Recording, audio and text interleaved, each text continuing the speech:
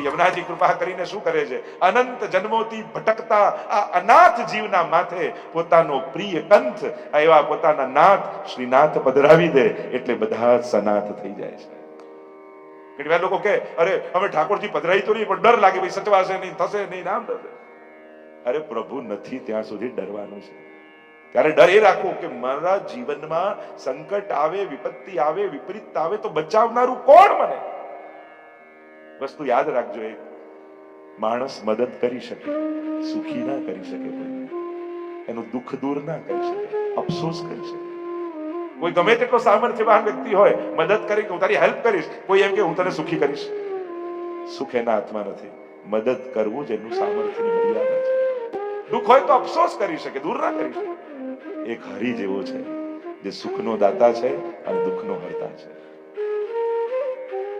ઠાકોરજી બિરાજી જાય ને પછી નિર્ભય થઈ જાય, હવે મને બચાવનારો મારા ઘરે બિરાજે છે, મારો ઠાકોરજી બિરાજે છે.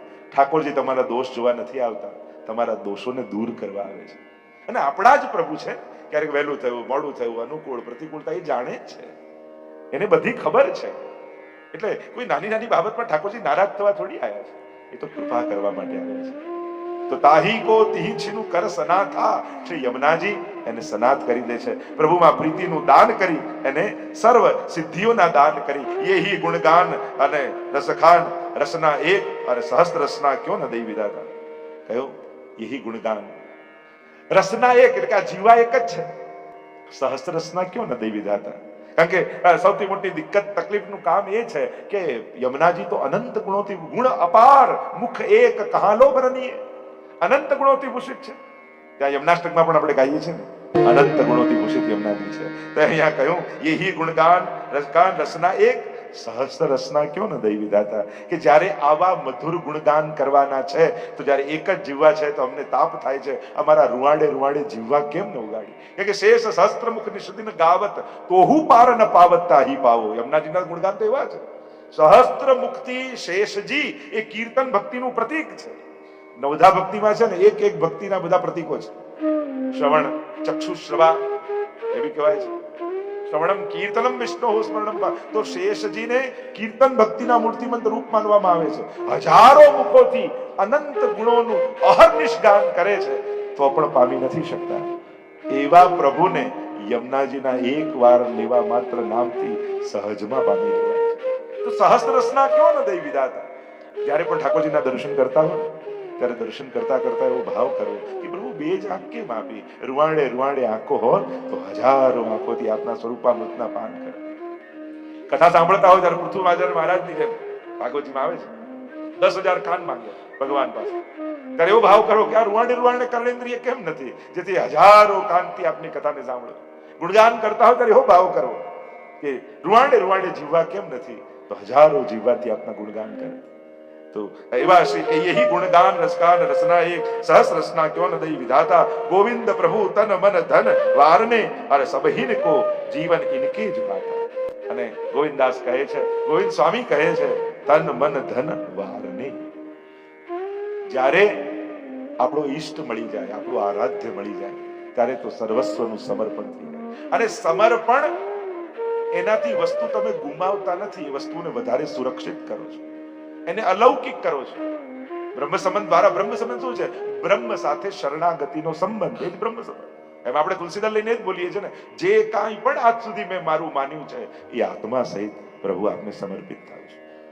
તન મન ધન વારને નોછાવર કરી દઉં આપના પર, ક્યોંકિ સબહી કો જીવન ઇનકે જુહાતા.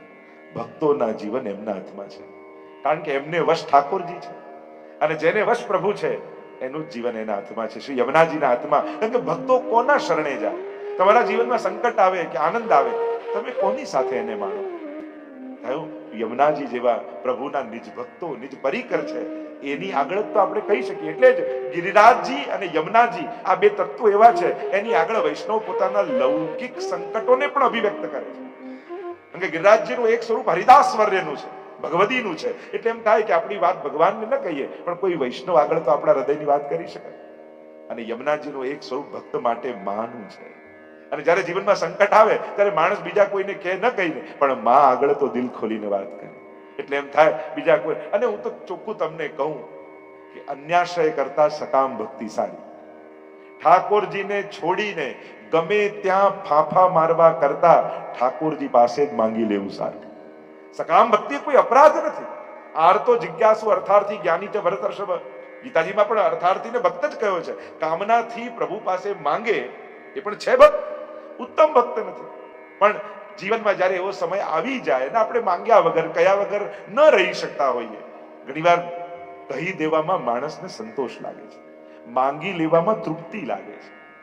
હા, કોઈના હૃદયમાં એ ભાવ છે કે તો અંતર્યામી છે, બધું જાણે જ છે અને જાણે છે, તમારે કહેવાની જરૂર નથી.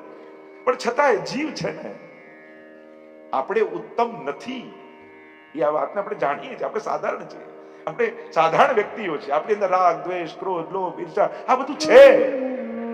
હા, ઉત્તમ બનવાના પ્રયાસમાં ચોક્કસ છે.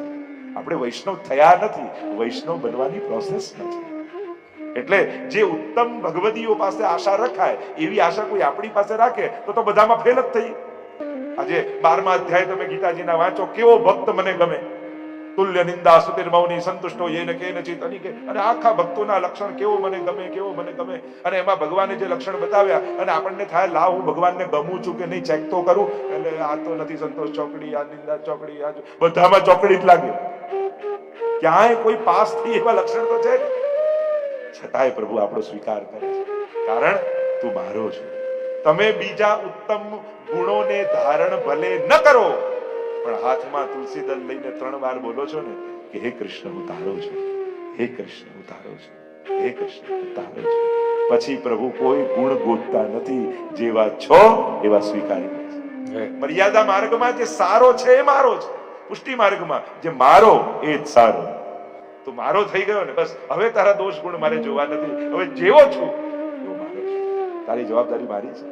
તો કહ્યું કે સબહિન કો જીવન ઇનકે જો હાથા. બધાનો જીવન એમના હાથમાં છે. એવા અનેક પ્રસંગો પણ વાર્તા સાહિત્યમાં ઉપલબ્ધ છે કે સુંદર સુંદર યમુનાજીએ કેવી રીતે કૃપા કરી જીવો પર, એની અનેક પ્રકારના પ્રસંગો. પણ આપણે વંદન કરીને આગળ ગોવિંદ સ્વામીના આ સુંદર પદનું અવગાહન કરતા, આ યમુનાજીના મહાત્મ્યનું દર્શન કરતા, શ્રી યમુના જસ જગત મેં જોઈ ગાવે, તાકે આધીન વે રહત હે પ્રાણપતિ, નૈન અરુ બેન में રસતી છાવે. શ્રી યમુનાજીના ગુણગાન કરવાથી થાય શું? આપણે એમ કહીએ કે યમુનાજીના ગુણગાન કરો, યમુનાજીના ગુણગાન કરો, અનંત ગુણોથી ભૂષિત ભાઈ યમુનાજીના ગુણ ગાવાથી થાય શું? તો કે એવું થાય જે મોટા મોટા શાસ્ત્રો, યજ્ઞો, તપ, વ્રત, નિયમ, આનાથી જે ન થાય એ યમુનાજીના ગુણગાનથી થઈ જાય. જો આપણા પુષ્ટિ ભક્તિ માર્ગમાં ઉપાયો કેટલા સરળ છે. અન્ય માર્ગોમાં જ્યારે તમે કોઈ ઉપાય ગોતવા જાઓ, અહીંયા અપરાધના પણ બહુ સરળ પ્રાયશ્ચિતો છે. ઘણા વાર લોકો એમ પૂછે કે રોજ સેવા કરતા હોય ને ઘણા અપરાધ અમારાથી થતા હોય તો શું કરવું? તો કે જ્યારે સેવા કર્યા પછી મંદિર બંધ કરીને તમે ગાઓ ને, દ્રઢઈને ચરણન કેરો ભરોસો, શિવલ્લભ નક ચંદ્ર છટાબિન સબ જગમાં અંધેરો. એ મહાપ્રભુજીના ચરણોને વંદન કરવા માત્રથી સેવામાં થતા બધા અપરાધો ઠાકોરજી ક્ષમા કરી દે છે. કારણ કે વલ્લભ તો અગ્નિ રૂપ છે ને, અને એ અગ્નિમાં તમારા બધા અપરાધો બળી જાય છે. એટલે જ આપણે ત્યાં સેવા કરે, પ્રભુ પહોળી જાય, મંદિર બંધ કરી છેલ્લે આશ્રયનું પદ ગાઈને ગજવાય. કારણ કે શરણ આયે સોઈ તારે, જીતની રવિ છાયા કી કણિકા, ઇતને દોષ અમારે. દોષો તો અનંત છે. પાપથી માણસ બચી શકવાનો નથી, દોષોથી આપણે બચી શકવાના નથી. પણ એનો અર્થ એ નથી થતો કે પુણ્ય કરવાનું છોડી દઈએ, સેવા કરવાનું છોડી દઈએ, સ્મરણ કરવાનું છે. અને એવી પ્રતીક્ષા કરવાના હું એકદમ સારો થઈ જાઉં અને એકદમ પવિત્ર બનું ને પછી સેવા કરીશ, બાકી જિંદગી પવિત્ર બનવામાં જ જતો રહેશે. કારણ કે આ મન તો કયા ક્ષણે અવળું ચાલે કોને ખબર. આનો તો કોઈ ભરોસો નથી. એટલે પાપથી મુક્તિનો બહુ વિચાર ન કરો. ઘણી વાર લોકો ધર્મનું ફળ પણ એમ માને, ક્રોધ, લોભ, ઈર્ષા બધું જ જતું રહે, એ જ જાણે ધર્મનું ફળ. સ્વભાવ સુધારવો એ કોઈ ધર્મનું ફળ નથી. કારણ કે પુષ્ટિ માર્ગમાં તો ક્રોધી પર પણ કૃપા છે, કામી પર પણ કૃપા છે, લોભી પર પણ કૃપા છે. તમે વસુબાવનના ચરિત્ર જુઓ તો તમને કોઈ ઉત્તમ જીવો જ નથી મળ્યા. દરેક પ્રકારના. આપણે ચોરની વાર્તા નથી આવતી. ચોર હતો અને સેવક થયો ગુસાઈજીનો. ગુસાઈ કે ચોરી છોડી દે, જયરાજ આ તો નહીં છૂટે, મને તો આદત પડી છે. કહ્યું કે ઠીક છે, ચોરી ન છૂટે તો સાચું બોલજે, એટલું તો કરીશ. હા, એટલું કરીશ. વાર્તા લાંબી છે, વિસ્તાર નથી કરતો, પણ સાચું બોલવામાં રાજાનું ધન લઈને આવી ગયો. અને નીકળતા સમયે એને એમ થયું સાચું બોલવા માત્રથી જો આ રાજાનું ધન મળ્યું તો ખરેખર સાચો થઈ જાઉં તો ઠાકોરજી કૃપાનો ધન મને આપી દે. અને ત્યારથી એનું જીવન બદલાયું. ઉત્તમ વ્યક્તિ બનવાની મહેનતમાં જીવન બરબાદ ન કરો, પણ ઉત્તમ કર્મ કરવાનું શરૂ કરી દો. શ્રેષ્ઠ કાર્ય કરવા લાગશો ને તો હીનતા આપમેળે જવા લાગો. તો ભક્તિ પ્રગટે તો દોષો આપમેળે ખરી પડે. ક્રોધ કાઢવો ન પડે, લોભ કાઢવો ન પડે, ઈર્ષા કાઢવી ન પડે. ભક્તિ પ્રગટી ને તો આ બધું તો ખરી જાય.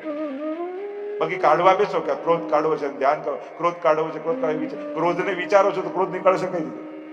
જે વસ્તુને વિચારો છો એ વસ્તુ છૂટે. અને આ તો જીવનો સ્વભાવ છે. એટલે યમુનાજી માટે સ્વભાવ વિજયો ભવે. યમુનાજી હૃદયમાં આવશે ને તો સ્વભાવનો આપમેળે વિજય થઈ જશે. એટલે જીવનનું લક્ષ્ય ઉત્તમ વ્યક્તિ બનવું ને સ્વભાવ ઉત્તમ કરવો એ જ લક્ષ્ય નથી. સ્વભાવ તો મનનો વિષય છે અને ભગવાન મન બુદ્ધિથી પર છે. જેને આત્માના ઓળકાર આવી જાય ને એને મનની ભૂખ આપમેળે સમાપ્ત થઈ જાય. જેને આત્માનો સંતોષ પ્રગટ્યો છે, એની આ ઇન્દ્રિયોનો રાજા મન છે ને, એની ભૂખ જ નથી લાગતી. પછી તો એને આત્માના આનંદો આવે છે. એમ આત્મા આગળ આવશે. પ્રાણપતિ પ્રાણ સુતે કોણ છે? આપણા ઠાકોરજી મહાપ્રભુ. અને જેને પ્રભુનો આનંદ અનુભવ થવા લાગે છે ને એને મનના વિકારો આપમેળે શાંત થઈ જાય છે. એ વિકારોની પણ એટલી તાકાત નથી કે એ આનંદને દબાવી શકે. અને તમે આનંદમાં હો ને ત્યારે આ વિકારો નહીં આવે. તમે કહો મન ભટકે મન ભટકે મન ભટકે, બધાનો એક કોમન પ્રશ્ન હોય. નંદ મહોત્સવ કરતા હો ત્યારે ક્યારે મન ભટકે? હમણાં હોરીખેલ રશિયામાં જોજો, કોઈનું મન ભટકે? તમે રાસ કરતા હો ત્યારે કોઈ કીધું આ ગરબા કરતા કરતા મારું મન બહુ ભટકે? કોઈને થાય? દુખી હો ને ત્યારે જ મન ભટકે. આનંદમાં હો ત્યારે ક્યારેય મન ન ભટકે. એટલે મનને સ્થિર કરવા માટે સાવ સહેલો ઉપાય આનંદમાં રહેવું. પ્રસન્ન રહો તો મન ક્યાંય નહીં જાય. દુખી રહેશો તો મનને એમ થશે આ તો કાયમનો રડતો ને રડતો, આની ભીતર તો રહેવા જેવું જ નથી. એ તમને છોડી છોડીને ભાગશે. શ્રી યમુના જસ જગત મેં જોહી ગાવે. જે ગાશે યમુનાજીના યશ, તાકે આધીન વહ રહત હે પ્રાણપતિ. એને ઠાકોરજી આધીન થઈ જશે. જો યમુના નામનો પ્રભાવ જુઓ, ઠાકોરજી તમને આધીન, તમને વશ થઈ જશે. ઘણીવાર વૈષ્ણવને એ ડર હોય, પ્રભુ ક્યાંક મને છોડીને જતા તો નહીં જાય, ક્યાંક ક્યારે ભગવત સેવા છૂટી તો નહીં જાય. આપણને ડર લાગે. ઘણીવાર વૈષ્ણવને ડર લાગે. ઘણીવાર મોટી ઉંમરે એમ થાય અરે મારા ગયા પછી મારા ઠાકોરજીનું શું થશે? આ એક ભય હોય. તો શ્રી પ્રભુ આપણને ન છોડે એના માટે બને એટલા યમુનાજીના નામ લો. કારણ કે જેના મુખમાં યમુનાજી હોય છે એના હૃદયમાંથી ઠાકોરજી ક્યારેય ભાગી શકતા નથી. યમુના જસ જગત મેં જોહી તાકે આધીન વે રહત હે પ્રાણપતિ. એ પ્રભુ એને આધીન થઈ જાય છે. કારણ કે એ પ્રાણપતિ છે. અને જે પ્રાણપતિ માટે જીવનભર દોડતો રહે છે ને એ પ્રભુ એને ક્યારેય છોડતો નથી. જો આખી જિંદગી પેટ માટે તો પેલો કહેતો ને કે બે હરણ હતા ને એક શિકારી હતો, એની પાસે બે કૂતરા હતા અને એને થયું કે આ હરણને પકડવા છે. બંને કૂતરાઓને છોડ્યા અને પેલો હરણ જંગલમાં બચવા માટે શિકારી કૂતરાઓ મારી નાખે હરણને. અને પેલો ફલાંગો ભરતો ભરતો ભરતો ભરતો એક ડાળીથી એક ઝાડીઓ કૂદે, બીજું કૂદે, અને કૂતરાઓ એટલા શિકારી કૂતરાઓ એની પાછળને મારવા માટે દોડે. અને હરણ ભાગી ગયું અને કૂતરા ખાલી પેટે આવી ગયા. અને માલિક પાસે આવીને ઉભા રહ્યા કે માલિક અમે એને પકડી ન શક્યા. આટલા તેજ ભાગતા હતા અને શિકારીએ એને ગુસ્સો આવી ગયો ને મારવા લાગ્યો બંને કૂતરા. આટલું ખવડાવું પીવડાવું છું તમે એક હરણને મારી શક્યા? ત્યારે કૂતરાઓએ કહ્યું કે માલિક અમે એને ક્યારેય ન મારી શકીએ. પણ કેમ? કારણ કે પેલો પ્રાણ માટે દોડતો હતો અને અમે તો પેટ માટે દોડતા હતા. અને જે પેટ માટે ભાગતો હોય એ પ્રાણ માટે ભાગતો હોય એને ક્યારેય ન પહોંચી શકે. એમ જે પ્રાણ એવા ઠાકોરજી માટે જીવે છે ને એનું જીવનની ગતિ તીવ્ર હોય છે. એને પેટ માટે દોડનારા પહોંચી નથી શકતા હોતા. એને તો કેવલ વંદન જ કરી શકાય. તો તાકે આધીન વે રહત હે પ્રાણપતિ और नैन अरु बैन में रसजू छावे. જેના હૃદયમાં ઠાકોરજી બિરાજતા હોય કે ભગવદીઓના હૃદયમાં પ્રભુનો વાસ છે આપણે એમ કહીએ, તો જેના હૃદયમાં પ્રભુ હોય એની બે નિશાની. સૌથી પહેલા એની આંખોની સામે છે અને બીજું એની વાણી સામે છે. નૈન અરુ बैन में રસજુ છાવે. એના નેત્રોને જોઈ તમને પ્રભુનું સ્મરણ થવા. એટલે કે મહાપુરુષોની આંખો ભીની હોય અને પગ બહુ રૂખા હોય. કારણ કે એ તો સતત પરિભ્રમણ કરતા હોય જગતના ઉદ્ધાર માટે. એટલે ચરણ રૂખા હોય અને પણ કરુણાવાન હોય એટલે આંખો હંમેશા ભીની. દ્રષ્ટિ પણ અનેક પ્રકારની, આપણે ચર્મ દ્રષ્ટિ, વિવેક દ્રષ્ટિ, ભોગ દ્રષ્ટિ, ભાવ દ્રષ્ટિ. દ્રષ્ટિના કેટલા બધા પ્રકાર છે. આંખો એ જ હોય છે, પણ દર વખતે જોવાનો દ્રષ્ટિકોણ આપણો કેવો અલગ હોય છે. દરેક વ્યક્તિ સામે, દરેક સંજોગો સામે, દરેક દ્રશ્ય સામે કોઈ જુદા ભાવ સાથે આપણે જોતા હોઈએ છીએ. પણ ભગવદીઓ જેના હૃદયમાં ઠાકોરજી બિરાજે છે, એના બે લક્ષણ બતાવ્યા. નૈન અરુ બેન મેં રસજુ છાવે. એને જોતા જ આપણી ભીતર પણ ભાવ પ્રગટ થવા લાગે. એની દ્રષ્ટિમાં એવી કરુણા હોય કે કરુણાનો એ બોલે નહીં તો સહજ સ્પર્શ થવા લાગે કે આને મારા માટે સ્નેહ છે, કરુણા છે, દયા છે. મહાપુરુષો તો આંખોથી આશીર્વાદ આપતા હોય છે.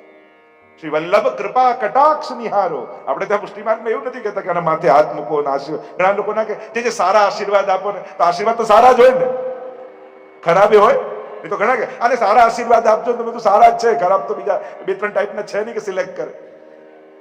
ખરાબ હોય એને તો શ્રાપ કહેવાય, સારાને જ આશીર્વાદ કહેવાય. તો હાથ મૂકીએ તો વ્યવહાર છે, પણ હૃદયથી ગુરુને એમ થાય ભગવાન આનું સારું કરે, આનો સંકલ્પ મનમાં. કારણ કે મહાપુરુષોની વાણી ભગવાન પણ ક્યારે મિથ્યા થવા દેતા નથી.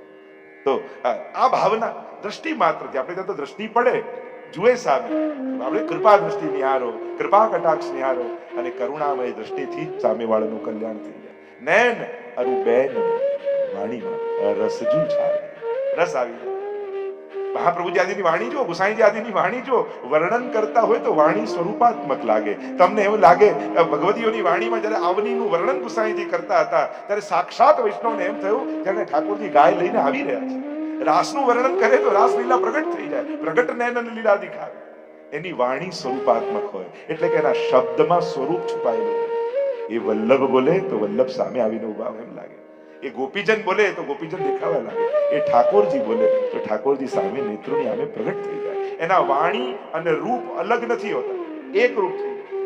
અને એક રૂપ થઈ જાય તો એ વાણી દ્વારા જ સાક્ષાત લીલાનો અનુભવ કરાવે છે. પદ્મનાભદાસજીના ચરિત્રમાં પણ આવતું. એવી સુંદર કથા કરતા એ, અને મહાભારતની જયારે કથા કરતા ત્યારે જયારે યુદ્ધનું વર્ણન એમને કર્યું તો અમુક હથિયારો લટકેલા હતા અને હથિયારો હલવા લાગે. અંદર અંદર જે સાંભળતા હતા એ યુદ્ધ કરવા લાગે. એવું આવેશ વીર રસ પ્રગટ થયો. એ રીતે જયારે પદ્મનાભદાસજી ભાગવત કરી રહ્યા હતા, મહાપ્રભુજી પધાર્યા અને વર્ણન કરતા હતા ત્યારે મહાપ્રભુજી કહ્યું, પદ્મનાભદાસ આ શ્લોક પર હજી આગળ કંઈ કહો. હજી થોડી વાર બોલ્યા. ફરી મહાપ્રભુજી કહ્યું હજી કંઈક આગળ કહો. એમ બે ત્રણ વાર થયું ત્યારે પદ્મનાભદાસે કહ્યું, જો સુખને કહી વો મેને કહી, હવે આગળ કંઈ કહો હોય તો આપ કહો. અને મહાપ્રભુજી બિરાજ્યા અને એ શ્લોક પર કેટલા લાંબા સમય સુધી વર્ણન કર્યું. અને પછી પદ્મનાભદાસને કહ્યું, પદ્મનાભદાસ ये सब कहां से आयो? તમે કહ્યું સુખદેવજીએ કહ્યું બધું જ મેં કહી દીધું, તો આ બધું ક્યાંથી આવ્યું? ત્યારે હાથ જોડીને કહ્યું, અરે પોતાની કથા પોતે જ કરવા બેઠા હોય તો પછી બાકી શું રહે? આપ તો પોતે જ પ્રભુ રૂપ છો અને આપ આપની કથા કરો તો આપનું પુસ્તક તો બાજુમાં રહી જાય. વ્યાસ આશ્રમમાં પધાર્યા અને 1.5 શ્લોક યુગલ ગીત ઉપર જે વ્યાસજી સાથે ચર્ચા, એવા તો અનેક વિધ પ્રસંગો શ્રી ગુસાઈજી મહાપ્રભુજીના જોવા મળે. નૈન અરુ બેન મેં રસજુ છાવે. ભગવદીઓનો સંગ ચાચા હરિવંશજીના વાર્તામાં આવે કે એમનો સંગ કોઈ કરે તો સંગમાં આવતાની સાથે એને ભગવત ભાવ જાગે જ, એવો એમનો ભાવનો પ્રભાવ. એકવાર ગુસાઈજી પ્રદેશ કરવા પધાર્યા અને કહ્યું, જયરાજ આ ગામમાં તો કોઈ વૈષ્ણવ નથી. ત્યારે ગુસાઈજીએ કહ્યું, કદાચ ચાચાજી આ ગામમાં નહીં આવે. જો આવ્યા હોત તો ભક્તિના રંગે રંગાયા જ હોત કોઈ ને કોઈ. એટલે એ નહીં આવ્યા હોય તો જ અહીંયા કોઈ વૈષ્ણવ નથી. આવો ભાવ. તો આવી વાણી શ્રી યમુનાજીની કૃપાથી. કારણ કે યમુનાજી ઘણી વાર અંજલિમાં લોટીથી લઈએ, પ્રભામાં સ્નાન કરીએ, પણ ગુણગાન શ્રવણ કરતા કરતા પણ જ્યારે નેત્રોથી છલકાવા લાગે તો એ પણ પવિત્ર યમુનાજી જ છે. એ ઘણીવાર નેત્રોના ઘાટમાંથી એ છલકાતા હોય છે. અને જ્યારે એ છલકાયેલા નેત્રોથી યમુનાજી એના બિંદુ આપણા હૃદયમાં પડે ને તો જન્મ જન્માંતરના કલ્મશો ત્યાં ધોવાઈ જતા હોય છે. તો આ દર્શન શ્રી યમુનાજીના ગુણગાનના. અને એટલે આગળ ગાન કરતા કહું, વેદ પુરાણ તે બાત યહ અગમ હૈ और प्रेम को भेद को न पावे. વેદ પુરાણથી આ કંઈક જુદું છે. કારણ કે વેદ પુરાણ આદિમાં જે વર્ણન છે એ જીવ માત્રના કલ્યાણ માટેનું છે. યમુનાજી તો આ બધાથી કંઈક પર છે. એ તો દૈવી જીવોના ઉપર કૃપા કરી ભગવત સંબંધ સંપાદન કરવા માટે પધાર્યા છે. પ્રેમ કો ભેદ કોવું ન પાવે. અને મૂર્તિમંત પ્રેમનું સ્વરૂપ શ્રી યમુનાજી, એને કોણ જાણી શકે? વ્યવહાર દુનિયા સમજી શકે છે, પ્રેમ સમજી શકતી નથી. અને દુનિયાને પ્રેમ જોઈતોય નથી, એને તો વ્યવહાર જોઈએ.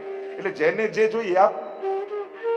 તમે તમારા પાડોશીને સાચો સ્નેહ કરતા હો કે બહુ અમને બહુ એના માટે લાગણી છે, પણ વર્ષે 2-4 વાર પણ પૂછવા ન જાવ ને કે કંઈ પણ કામ હોય તો અમને કહેજો, અમે બાજુમાં રહીએ, બધું પેલા શું થાય, અમારા પાડોશી તો સાવ નકા, અને એનાથી ઊંધું તમને જરાય ન ગમતો હોય, તમને ક્યાં બાજુમાં રહેવાય. પણ 4 વાર જઈને રોજ કોને કાંઈ પણ કામ હોય કેજો, અમે બેઠા છીએ, પછી ભલે બેઠા જ રહેવાના હોય. પેલો એટલો ખુશ થાય કે અમારા પાડોશી જેવું કોઈ. દુનિયાને વ્યવહાર જ સમજાય છે, એને પ્રેમ જોઈતો નથી હોતો, એને વ્યવહાર જોઈએ છે. તમે દિલથી કોઈને પ્રેમ કરો પણ એ કદર નહીં કરે, પણ તમે બુદ્ધિથી સારો વ્યવહાર કરશો ને તો તમારી બધે વાહવા થશે. અને ભગવાનમાં ઊંધું છે, કદાચ વ્યવહારમાં તમે ચતુર નથી પણ વિશુદ્ધ પ્રેમ તમારો છે ને તો ઠાકોરજી એ પ્રેમનો સ્વીકાર કરે છે. એટલે જેને જે જોઈએ આપવું. દુનિયાને વ્યવહાર જોઈએ છે તો દુનિયાને વ્યવહાર આપો, ભગવાનને પ્રેમ જોઈએ છે તો એને પ્રેમ આપો. એટલે કે દુનિયા જોડે પ્રેમ પૂર્વક વ્યવહાર કરો પણ પ્રેમ ભગવાન માટે રાખો. એટલે તો ભગવાને બુદ્ધિ અને હૃદય બંને આપ્યા છે. સંસાર માટે બુદ્ધિ આપી છે, ભગવાન માટે હૃદય આપ્યું છે. આપણે કરીએ તો ઊંધું, જ્યાં બુદ્ધિ લગાવવાની છે ત્યાં દિલ લગાવી દઈએ, દુકાનમાં, ધંધામાં, અને સહેજ ધંધામાં ઊંધું સીધું થાય એટલે સીધી અસર હાર્ટ ઉપર થાય. એટલે ડોક્ટર એમ કે મહિનો રજા ઉપર જતા રહો. અરે એના માટે બુદ્ધિ છે અને ભગવાને પોતાના માટે હૃદય આપ્યું છે. વૈષ્ણવે બુદ્ધિ એ રીતે વાપરવી કે મન બગાડવાનો વારો જ ના આવે. બુદ્ધિથી એટલા ચતુર રહો, એવી સુંદર રીતે સંસારને સાચવો, બુદ્ધિનો ઉપયોગ કરી કે એ બુદ્ધિ દુનિયાને સાચવી લે અને હૃદય ઠાકોરજી માટે બચી જાય. પણ જેને બુદ્ધિનો સદુપયોગ કરતા નથી આવડતો એ દિલ બગાડી લે છે, અને એકવાર હૃદય બગડ્યું ને પછી મન ઠાકોરજીની સેવામાં નહીં લાગે. આ નિશ્ચિત વાત છે. એકવાર એ ઉદ્વેગો મનમાં આવ્યા ને પછી નહીં લાગે. એટલે ચતુર થવું વૈષ્ણવ. તો ઘણી વાર ભોળાનો ભગવાન હોય, મૂર્ખાનો ભગવાન ના હોય. તમે ભોળા છો તો ભગવાન મદદ, પણ તમે મૂર્ખામી જ કરવાના છો તો ભગવાન કે તારી મદદ હું શું કરવાનું. ભગવાન પણ મૂર્ખાઓની જવાબદારી નથી લેતા, ભોળાઓની લે છે. એટલે ભગવાને બુદ્ધિ 3 વાના મુજને મળ્યા, હૈયું મસ્તક હાથ, બહુ દઈ દીધું નાથ, હવે ચોથું નથી માંગવું. ભગવાને 3 વસ્તુ આપી, હૈયું મસ્તક ને હાથ. એટલે આ બુદ્ધિ ને સંસાર અને હૃદય ભગવાન. તો કહ્યું પ્રેમ કો ભેદ કો ન પામે, કારણ કે આ પ્રેમ એવું ગૂઢતમ તત્વ છે કે એને કોઈ સમજી શકતું નથી, અને પ્રેમ સમજાવાય પણ નહીં. તમે કોઈને સ્નેહ શુદ્ધ હૃદયથી કરો એ તમે સમજાવી ન શકો. પ્રેમ, કૃષ્ણ, આનંદ, રસ, આ બધા એવા છે ને એની વ્યાખ્યા ન હોય, એની તો અનુભૂતિ હોય. તમે અહીંયા ઉત્સવમાં આનંદ કરીને જાઓ ને તમને કોઈ મળે, હવે તો બહુ આનંદ આવ્યો, કેવો આનંદ, બહુ આનંદ આવે, અરે કેવું, પણ કહેતો ખરા, પણ તમે વર્ણન કરો પણ જેટલી અનુભૂતિ હોય એટલું વર્ણન ન કરી શકો. પણ એ આનંદ અનુભવ્યો છે. એમ પ્રેમ પણ એવો છે. પ્રેમ છિપાયા ના છિપે, જાગટ પરગટ હોય, મું કછું બોલે નહીં તો નૈન દેત. મોઢેથી ન બોલો તો આંખોથી વહેવા લાગે, પણ પ્રેમનો સ્વભાવ છે પ્રગટ થવો. અહીંયા કયું કહત ગોવિંદ શ્રી યમને કી જા પર કૃપા, સોય શ્રી વલ્લભ કુલ શરણ આવે. અને શ્રી યમુનાજીની જેના પર કૃપા થાય એ શ્રી વલ્લભના શરણે આવે. તમે જ્યારે બ્રહ્મ સંબંધ લેવા આવ્યા, તમને એમ હતું પેલા પુષ્ટિ માર્ગ સમજી લઉં, બધા ગ્રંથો વાંચી લઉં, બધું સમજી જાઉં, પછી બ્રહ્મ સંબંધ લેવા જઈશ. આવું કોઈ ખરું અહીંયા? આપણે તો કે કોઈને સાસુ લઈ ગયા, કોઈને પાડોશી વૈષ્ણવ લઈ ગયા, કોઈને વડીલોએ લેવડાવ્યું, કોઈ માએ મમ્મીએ લેવડાવ્યું, કોઈ બહેનપણીએ લેવડાવ્યું. તો એ મમ્મી, સાસુ કે બહેનપણી નહીં, એ સમયે એની ભીતર યમુનાજીએ પ્રવેશ કર્યો અને લીલાની સખીને પકડી અને તમને ઠાકોરજીની સન્મુખ ઠાડા કરી દીધા. આ કોઈ વ્યક્તિ નિમિત્ત હશે, પણ જ્યારે બ્રહ્મ સંબંધ લેવા જાઓ છો ત્યારે માધ્યમ વ્યક્તિને યમુનાજી બનાવે છે, કરનારા તો યમુનાજી જ હોય છે. કારણ કે એની કૃપા વગર પ્રભુ સાથેનો સંબંધ સંભવ નથી. એ તો યમુનાજીની જ પ્રેરણા છે કે આ લીલાથી વિખુટા પડેલા જીવને ફરી પ્રભુ સાથે સંબંધ સંપાદિત કરે. એટલે 3 સંબંધ હોય જીવના, એક બ્રહ્મ સંબંધ, લીલા સંબંધ અને ભાવ સંબંધ.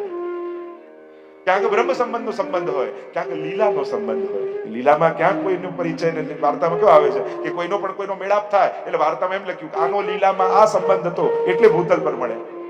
તો તમે ભૂતલ પર કોઈ વૈષ્ણવ સાથે મળો છો, એ પણ કોઈ ભૂતલની કર્મોના ઋણાનું બંધ નથી, એ લીલાનો સંબંધ છે. અને ત્રીજું ભાવ સંબંધ.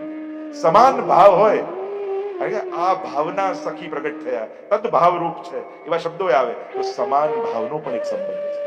આવા અનેક પ્રકારના ઘણા ગૂઢતમ ચર્ચાઓ પણ છે. પણ કહત શ્રી ગોવિંદ યમને કી જા પર કૃપા, સોઈ શ્રી વલ્લભ કુલ શરણાય. યમુનાજીની કૃપા થાય એ જ વલ્લભના શરણે આવે, એમ કહીને આગળ ગાન કરતા રસ દર્શન કરાવે. યમુનાજી શું આપે છે? ચરણ પંકજ રેણુ, ચરણની રજ. કોની ચરણની રજ?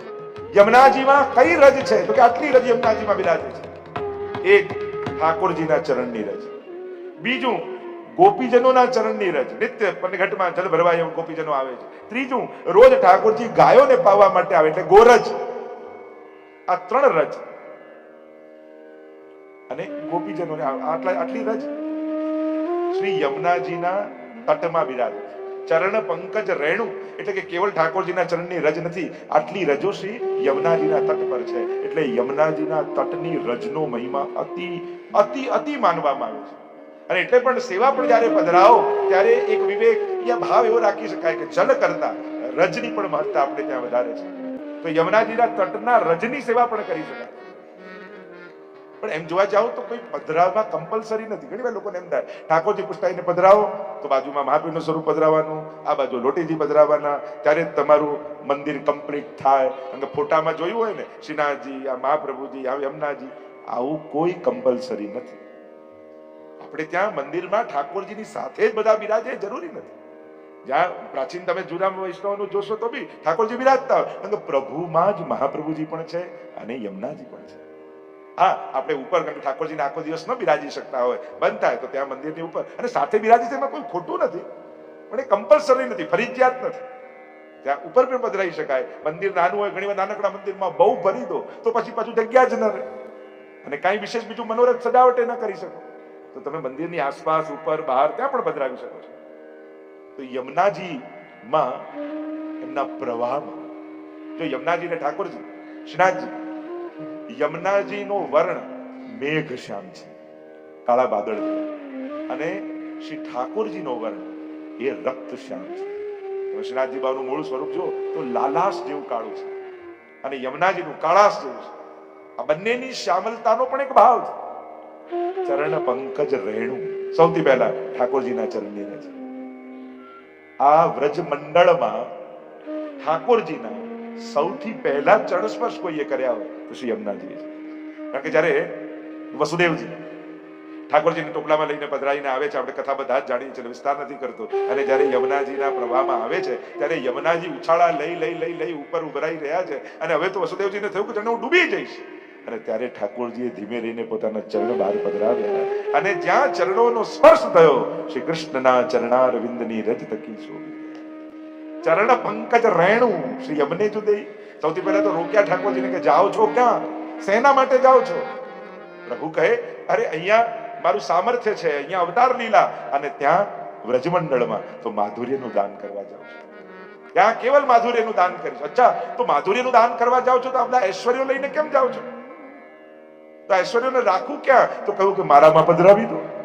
અને ઠાકોરજીના જેટલા ઐશ્વર્યો હતા એટલે 8 ઐશ્વર્ય શ્રી યમુનાજીમાં બિરાજે છે. એની પણ યમુનાષ્ટકની ટીકાઓમાં ખૂબ ચર્ચા છે. તો એ ઠાકોરજીએ ચરણોનો સ્પર્શ કરાવી પોતાની ભીતર જે ઐશ્વર્યો હતા એ યમુનાજીમાં પધરાવી અને કેવલ માધુર્ય લઈને ઠાકોરજી બ્રજમાં પધાર્યા છે. અને પાછા જયારે અક્રૂરજી લઈને આવ્યા ત્યારે પુનઃ એ ધારણ કરીને અવતાર લીલા કરવા માટે ઠાકોરજી પધાર્યા. કહેવાનો મારો અર્થ, પહેલા ચરણોનો સ્પર્શ કોઈ બ્રજમાં કર્યો હોય તો યમુનાજીએ કર્યો છે.